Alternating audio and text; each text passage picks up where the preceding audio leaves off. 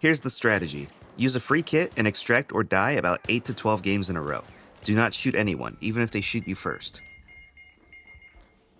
Thanks for the karma. See ya. Just let them kill you. In fact, if you hear flares, run straight to them so that whoever's responsible can kill you as well. It's actually good if someone murders you like this because it speeds up your access to those coveted golden PvE only servers. Another thing you can try is the end of round feedback after somebody kills you. I'm pretty sure this speeds it up, but it's not confirmed. Tell Embark that you hated that round, even if you didn't. Tell them the reason was because of those dirty PvPers and maybe campers too. If you survive a raid, upgrade your free augment to a green one and bring a defib as well.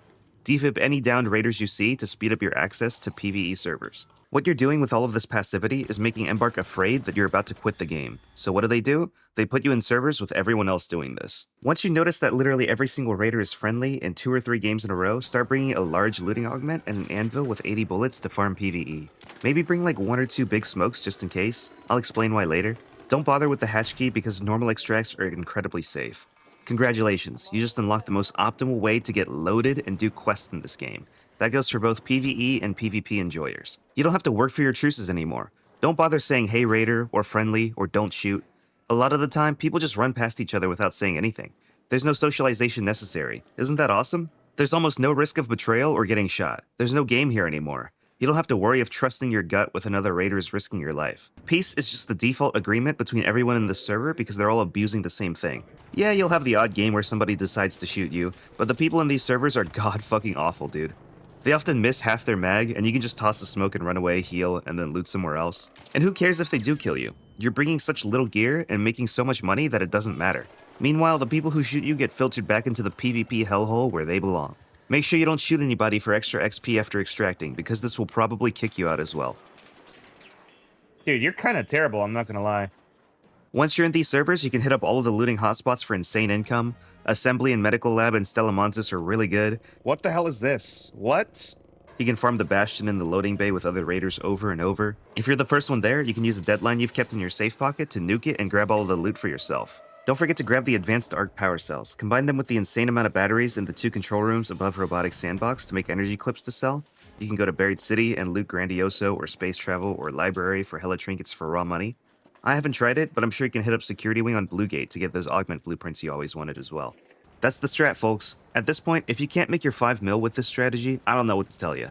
Overall, I'd say I'm pretty against the way this works. If it's just for the last week or 2 before the expedition, it's kinda whatever. Let the casuals catch up and make their 5 mil. My problem with it is that it's the best thing you can do as any kind of player, veteran or noob.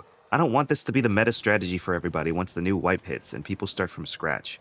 Your success should depend on how well you PvP or avoid PvP with the knowledge you've gained, not with how diligently you abuse the matchmaking system. It really feels like it undermines any kind of knowledge people have gained about the game in the last 6 weeks. What does it matter how much you've learned how to fight players or avoid them or ally with them? Your skills do not matter because playing the game the way it was meant to be played will just leave you less successful than people gaming the matchmaking system. People are just gaming the system and abusing non-gameplay knowledge they have as a person to make their raider invincible. It's fucking boring. It trivializes the game and diminishes the point of playing for a lot of guys. Sweats can also intentionally die over and over to get into these servers, and just go on a mass killing spree against all the noobs to feed their egos.